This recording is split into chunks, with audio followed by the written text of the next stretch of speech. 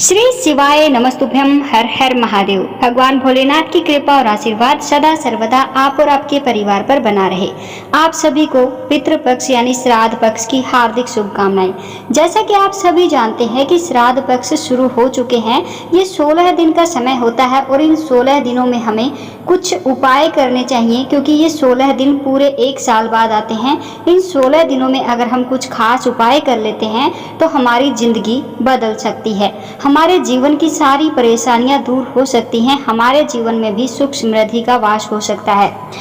श्राद्ध पक्ष में हमारे पूर्वजों की आत्मा की शांति के लिए विशेष रूप से पूजा और धार्मिक कार्यों का आयोजन किया जाता है। यह पवित्र काल हिंदू पंचांग के अनुसार भाद्रपद महीने के शुक्ल पक्ष की पूर्णिमा तिथि से शुरू होकर के आश्विन माह की अमावस्या तक चलता है। इस दौरान लोग अपने पूर्वजों को श्रद्धांजलि अर्पित करते हैं और उनके लिए तर्पण, पिंडदान और अन्य धार्मिक कर्म करते हैं।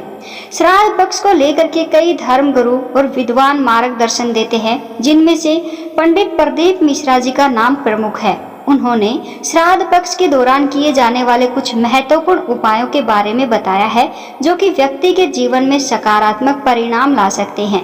ये उपाय न केवल पूर्वजों की आत्मा की शांति के लिए होते हैं, बल्कि व्यक्ति के आर्थिक, सामाजिक और पारिवारिक समस्याओं के समाधान में भी सहायक माने जाते हैं। तो चलिए आइए जानते हैं पंडित प्रदीप मिश्रा जी द्वारा बताए गए कुछ प्रमुख उपाय। उससे पहले कमेंट बॉक्स में हर हर महादेव जरूर लिखें। वीडियो में आगे बढ़े उससे पहले एक बात आपको बता दें कि देखिए, किसी भी उपाय को करने से पहले मन में श्रद्धा, विश्वास, भगवान के प्रति पूरा विश्वास जरूर होना चाहिए, लगन होनी चाहिए। मन में ये होना चाहिए कि हाँ, हमारा ये उपाय करने से हमें इसका फल मिलेगा। देखिए, भगवान के प्रति अगर श्रद्धा नहीं होगी तो हमें उस उपाय का फल जो है नहीं मिल पाता है।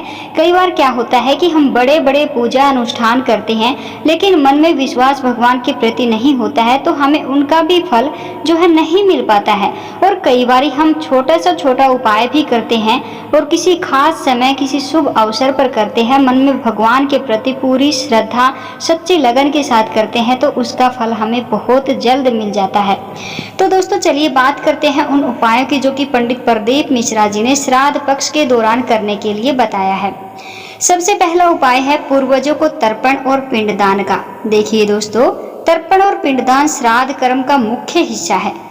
प्रदीप मिश्रा जी के अनुसार हर व्यक्ति को श्राद्ध पक्ष में अपने पूर्वजों के लिए तर्पण और पिंडदान अवश्य ही करना चाहिए। यह क्रिया पूर्वजों की आत्मा की तृप्ति के लिए की जाती है। ऐसा माना जाता है कि इस प्रक्रिया से उनकी आत्मा को शांति मिलती है और उनका आशीर्वाद परिवार के सदस्यों को प्राप्त होता है। तर्पण के लिए पवित्र जल का उपयोग किया जाता है और पिंडदान में आटे या चावल के गोले बनाए जाते हैं।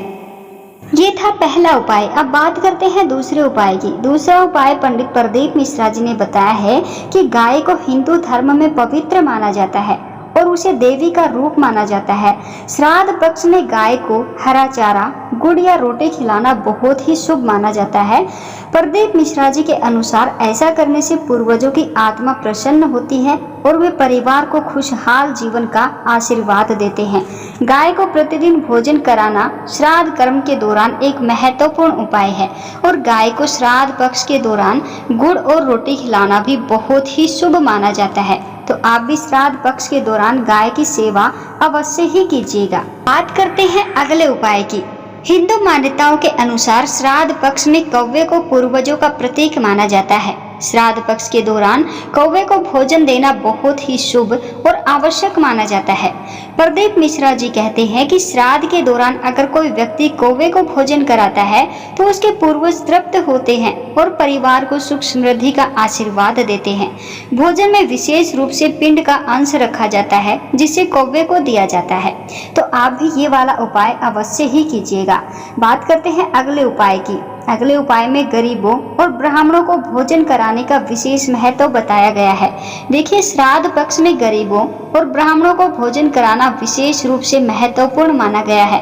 प्रदीप मिश्रा जी के अनुसार जब व्यक्ति अपने पूर्वजों के नाम से गरीबों को भोजन कराता है तो इससे पूर्वजों की आत्मा को शांति मिलती है और उनके परिवार के लिए पुण्य की प्राप्ति होती है। इसके अलावा ब्राह्मणों को भोजन कराकर दक्षिणा देने से भी पूर्वजों की आत्मा को तृप्ति मिलती है। तो आप भी श्राद्ध पक्ष के दौरान गरीबों और ब्राह्मणों को भोजन अवश्य ही कराइएगा।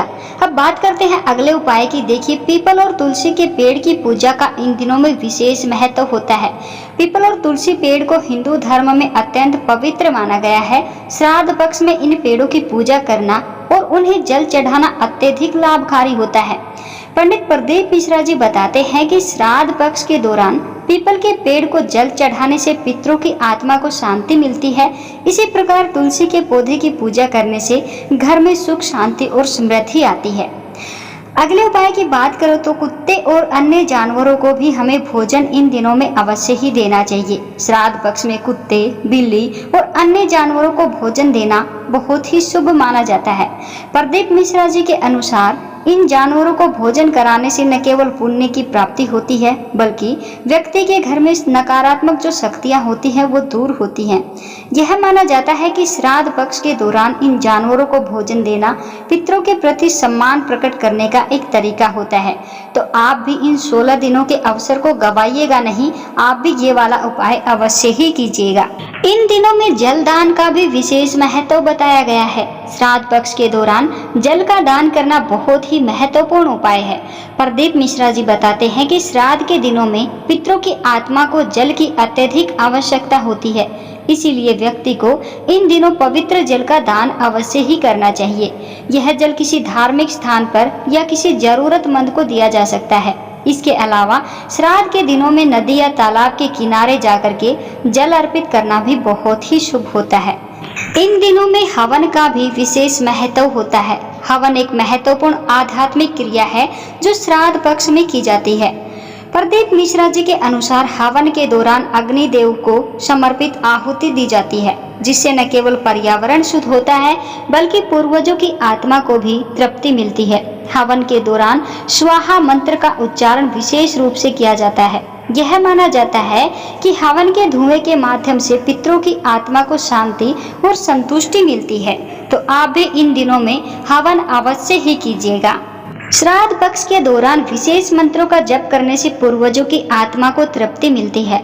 प्रदीप मिश्रा जी के अनुसार ओम पितृ देवताभ्यो नमः और ओम पितृ पितामहाय नमः जैसे मंत्रों का जाप अगर श्रद्धा के दौरान किया जाता है, श्राद्ध के दौरान श्रद्धा के साथ किया जाता है, तो इन मंत्रों के जाप से पितरों की कृपा प्राप्त होती है और उनके आशीर्वाद से जीवन में सुख समृद्धि आती है।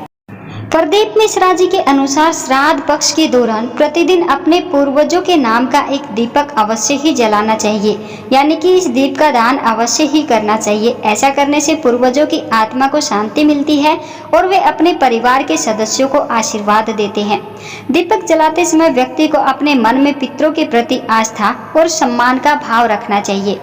इन दिनों में पक्षियों के लिए दाना पानी की व्यवस्था करना भी बहुत ही महत्वपूर्ण उपाय माना जाता है। श्राद्ध पक्ष में पक्षियों के लिए दाना और पानी रखना भी एक महत्वपूर्ण उपाय माना जाता है।